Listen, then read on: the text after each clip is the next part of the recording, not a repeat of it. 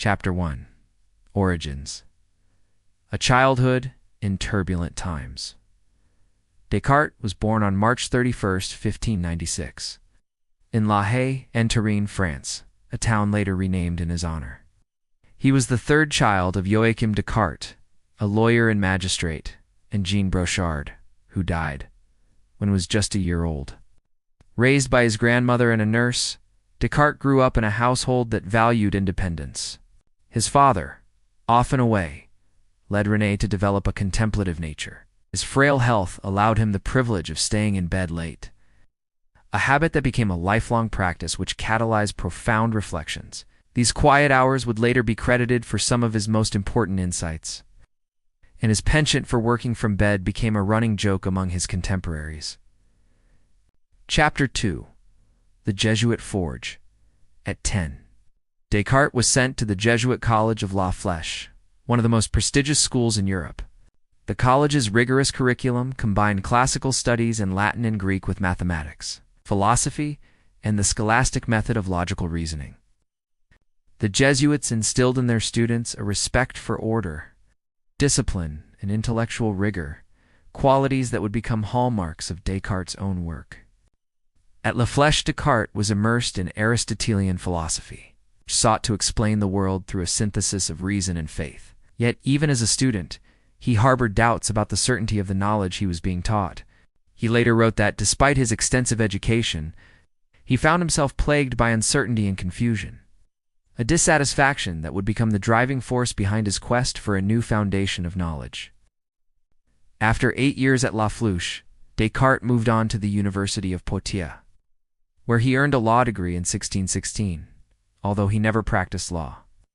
The analytical skills he acquired there would serve him well in his later philosophical investigations. More importantly, his time at university exposed him to the vibrant intellectual currents of early 17th century Europe, including the works of Galileo and other pioneers of the new science. Chapter 3. Europe in Flux. The world Descartes inherited. The Europe of Descartes' youth was a continent in turmoil. The old certainties of the medieval world were crumbling in the face of new discoveries and ideas. Scholasticism, with its reliance on Aristotelian logic and church authority, still dominated the universities, but it was increasingly challenged by the rise of scientific inquiry and the Protestant Reformation. The devastating 30 Years' War, which raged across Europe from 1618 to 1648, further fueled a climate of uncertainty and skepticism, prompting thinkers like Descartes to seek a new, unshakable foundation for knowledge. This was the era of the scientific revolution. Copernicus had already proposed a heliocentric model of the universe, challenging the geocentric view. Kepler described planetary motion, and Galileo, through his telescopic observations, provided evidence that further undermined Aristotelian physics. These breakthroughs, often met with resistance from religious and academic establishments, highlighted the need for a new methodology to understand the natural world. Descartes, keenly aware of these intellectual shifts, recognized the limitations of existing philosophical frameworks. He saw a world in need of clarity and certainty, a world where knowledge could be built upon an undeniable foundation, much like the precise truths of mathematics. It was this landscape that shaped his philosophical outlook and spurred his quest for a universal method of inquiry. Chapter 4. The Birth of a Method. From Doubt to Certainty.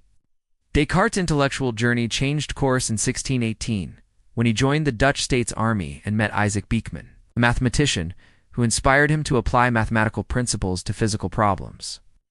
This influence led Descartes to explore the links between algebra and geometry, eventually resulting in analytic geometry. The pivotal moment in his development came in 1619, while stationed in Germany, when a series of vivid dreams convinced him that all knowledge could be unified under a single certain system grounded in mathematics. This insight led to his landmark work, Discourse on the Method, published in 1637. Here, Descartes introduced a systematic approach to knowledge, advocating for doubting all beliefs not absolutely certain. This methodical skepticism was not an end, but a means to reach undeniable truths. It led to his famous dictum, Cogito, ergo, sum, I think, therefore I am, which established the certainty of his own existence as a thinking being. The Discourse also set out for rules, Accept only what is clearly true. Divide problems into parts. Proceed from simple to complex, and review thoroughly. These principles laid the foundation for the modern scientific method, emphasizing clarity, order, and logical progression. Chapter 5. Meditations and Metaphysics. The Mind, God, and Reality. For years after the Discourse, Descartes published his most influential philosophical work, Meditations on First Philosophy, in 1641. This book delved deeper into his method, exploring the nature of the mind, the existence of God, and the reality of the external world. In the Meditations, Descartes pushed skepticism to its limits, imagining an evil demon that could deceive him about everything he perceived. Yet, even under this extreme doubt, he found one certainty: his own existence as a thinking being. From this foundation, he argued for the existence of God, claiming that the idea of a perfect being must have a perfect source. He also presented an ontological argument, asserting that the very concept of God, as a supremely perfect being, necessarily implies existence. With God's existence established as benevolent and non-deceiving, Descartes then argued that clear and distinct perceptions could be trusted, thus validating the existence of the external world. A central tenet of the Meditations is Cartesian dualism, the separation of mind and body. For Descartes, the mind is immaterial, while the body is material and extended. This distinction, foundational to his philosophy, also posed a challenge. How do these two substances interact? Descartes proposed the pineal gland as the point of interaction, a theory that sparked debate among his contemporaries. The Meditations was met with both acclaim and criticism. Philosophers like Thomas Hobbes and Pierre Gassendi submitted objections, to which Descartes replied, leading to the publication of Objections and Replies. This exchange further solidified the Meditations as a central text in Western philosophy, shaping debates on metaphysics, epistemology, and the nature of consciousness for centuries. Chapter 6. Principles of Philosophy. A Unified System. In 1644, Descartes published Principles of Philosophy, a comprehensive work intended to replace the traditional Aristotelian curriculum with his own unified system of knowledge. This ambitious treatise synthesized his philosophical and scientific ideas, presenting a coherent framework for understanding the universe. The principles reiterated his method of doubt, his proofs for the existence of God, and his mind-body dualism. However, it also delved into physics, cosmology, and the nature of matter. Descartes described the physical world as a vast machine, governed by immutable mathematical laws. He proposed a mechanistic universe, where all phenomena, from the motion of planets to the workings of the human body, could be explained through the principles of matter and motion. This mechanistic worldview was a radical departure from the teleological explanations of Scholasticism, which attributed purposes and intentions to natural phenomena. Descartes' mechanistic physics, though later superseded by Newton's laws of motion, was highly influential in its time. It provided a systematic approach to understanding the physical world, encouraging empirical observation and mathematical analysis. The principles became a widely used textbook in universities, shaping the scientific revolution and influencing subsequent generations of thinkers, including Isaac Newton and Gottfried Wilhelm Leibniz. Chapter 7. The Man Behind the Mind. Beyond his intellectual contributions, Descartes was a man of intriguing habits and a somewhat reclusive nature. His preference for working from bed, a habit cultivated since his early days, became legendary. He believed that the quiet solitude of his bed allowed for deeper contemplation and clearer thought. Descartes was also a meticulous individual, valuing order and precision in all aspects of his life. He was known for his elegant handwriting and his careful attention to detail in his correspondence.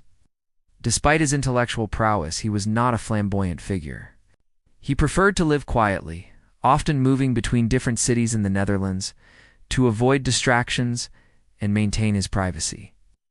This nomadic lifestyle allowed him to pursue his studies without interruption, away from the intellectual squabbles and political turmoil of his native France. One fascinating piece of trivia concerns Descartes' famous stove-heated room experience.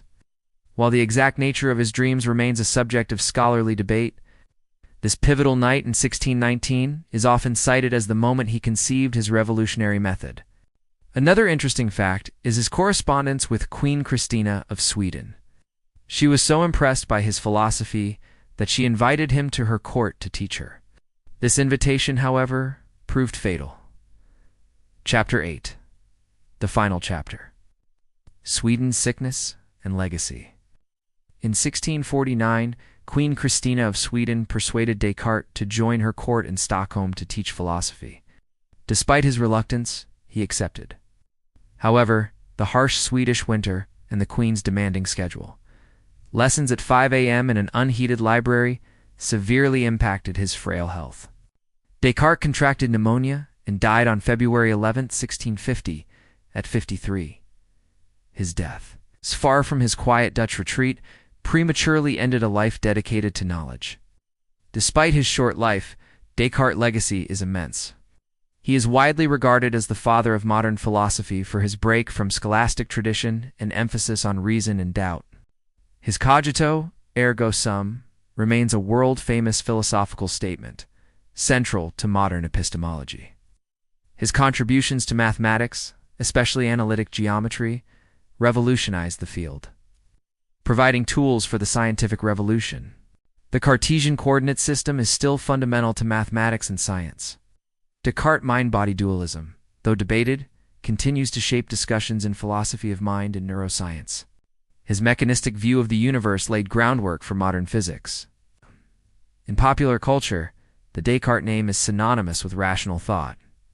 His influence extends beyond academia, shaping our understanding of consciousness and reality.